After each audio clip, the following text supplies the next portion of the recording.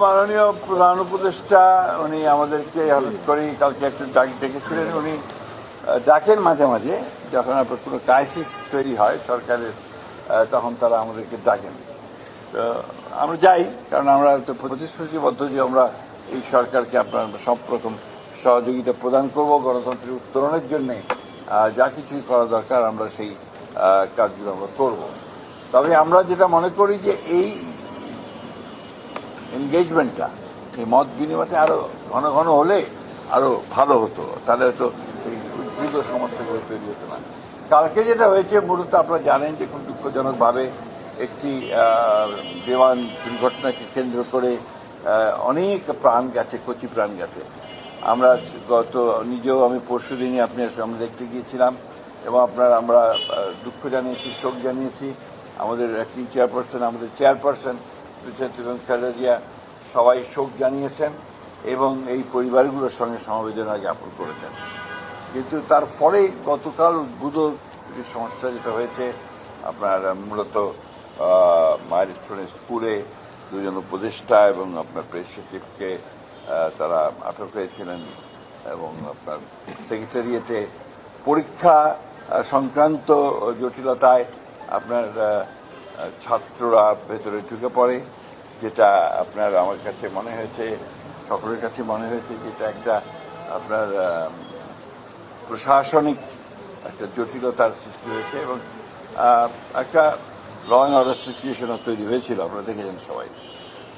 এবং তার কয়েকদিন আগে, কিছুদিন আগে আপনারা দেখেছেন যে গোপালগঞ্জে আপনার এই আওয়ামী লীগের অর্থাৎ ফ্যাসিস্ট শক্তির লোকেরা তারা যেভাবে একটা রেইন অফ টেরার গোপালগঞ্জের সৃষ্টি করেছিল, যেটা আমরা মনে করি যে গণতন্ত্রের উত্তরণের আমাদের যে প্রক্রিয়া চলছে, তার জনগণের এই যে জুলাই এবং আগস্টে আপনার যে গণঅভ্যুত্থানের মধ্য দিয়ে যে পরিবর্তন নিয়ে আসা হয়েছে, ফ্যাসিস্ট আওয়ামী শক্তিকে যে পরাজিত করা হয়েছে, সেটা এই জুলাই আগস্ট মাসেই ওই শক্তির আবার উত্থানের একটা নমুনা দেখা মতো অবস্থা তৈরি হয়েছে।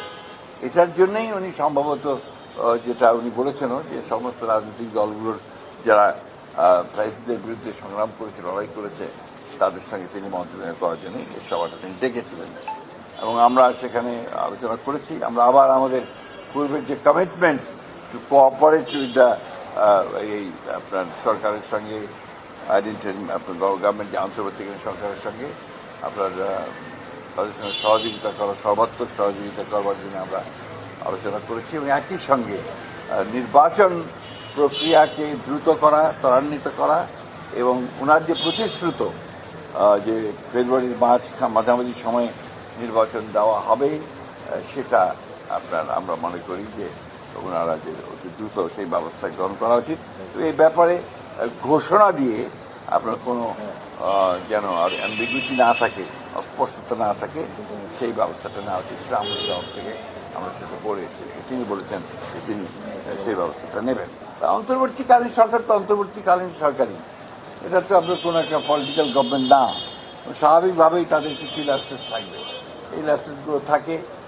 ঘটনা ঘটে বাংলাদেশে, যখন আপনার নর্মাল গভর্নমেন্ট থাকে 15 বছর, তো আপনার একটা ইলেক্টেড গভর্নমেন্ট থেকে ফ্যাসিস্ট হয়েছে, তাই না? তখন ল্যাপসেস তো হাজার হাজার গুণে বেশি ছিল, হাজার হাজার কোটি টাকা বাইরে পাচার করে দিয়েছে, সরকার তো কিছু করে নাই। তখন আপনার রাস্তাঘাটে অ্যাক্সিডেন্ট হয়েছে, এয়ারপ্লেন অ্যাক্সিডেন্ট হয়েছে, তখন তো আপনার কেউ কিছু করে। সুতরাং অন্তর্বর্তীকালীন সরকারের দুর্বলতাটাকে বড় করে না দেখে তাদের যে আপনার সদিচ্ছা, তাদের প্রক্রিয়া, সেটাকে বড় করে দেখা উচিত। আর সবচেয়ে বড় হচ্ছে যে রাজনৈতিক দল হিসাবে আমরা সবসময় যেটা চাইব যে অতি দ্রুত নির্বাচন করে, নির্বাচনের মধ্য দিয়ে একটা রাজনৈতিক সরকার প্রতিষ্ঠা করা। রাজনৈতিক সরকার না থাকলে এই সমস্যাগুলো আরও বৃদ্ধি পায়।